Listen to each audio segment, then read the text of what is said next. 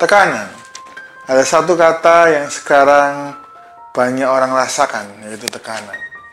Banyak tekanan kita alami dari isu global, dari juga isu intern, dari isu pemerintah, dari alam. Banyak orang mengalami tekanan.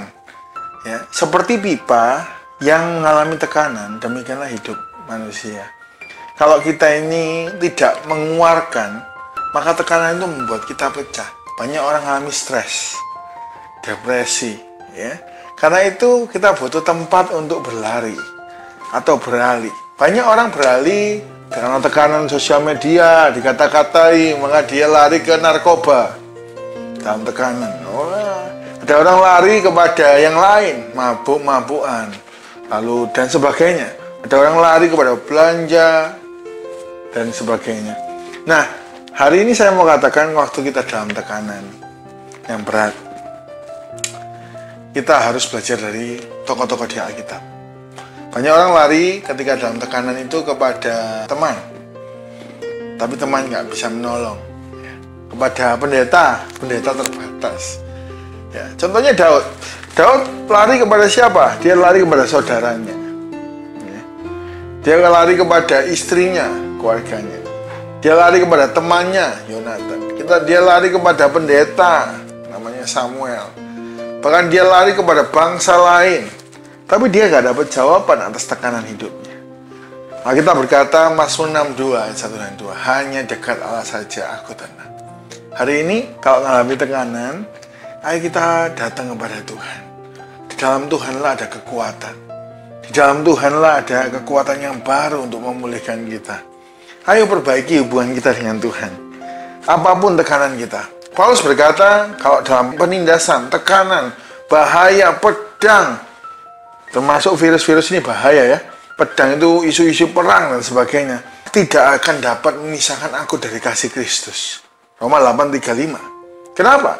Karena Paulus tahu, ketika dia ditekan, dia punya hubungan dengan Tuhan, dia dapat kekuatan yang baru.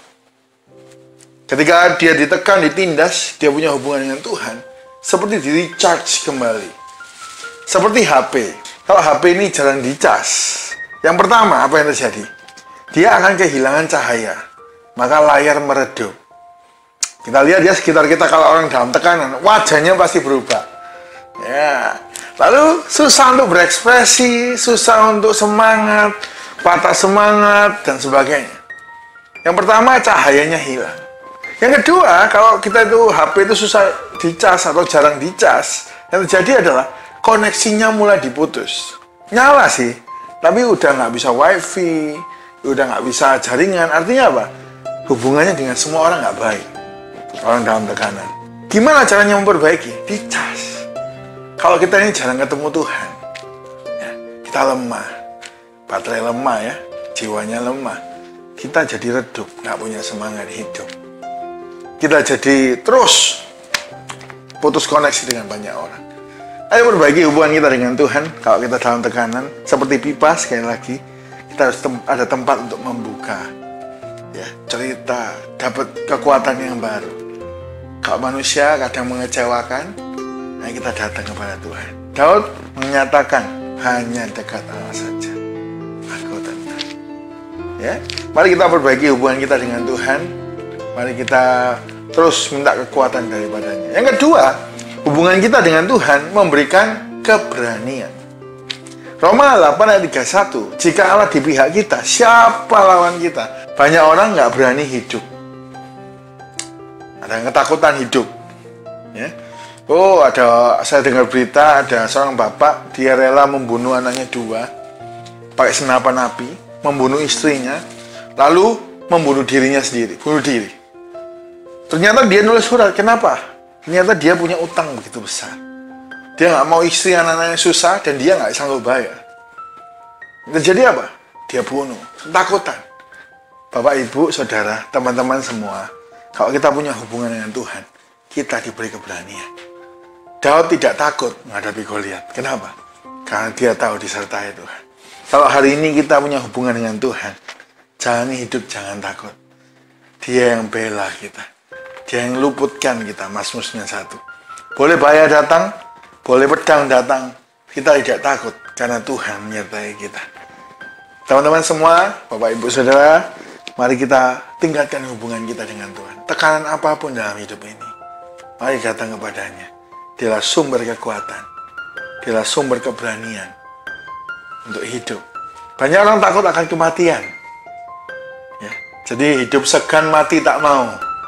Ya. Kalau hari ini kita dekat sama Tuhan, kematian bukan menakutkan. Kematian itu keuntungan. Filipi 1:21. Ya. Kalau kita hidup ini menyenangkan, diberkati Tuhan. Kenapa banyak orang takut?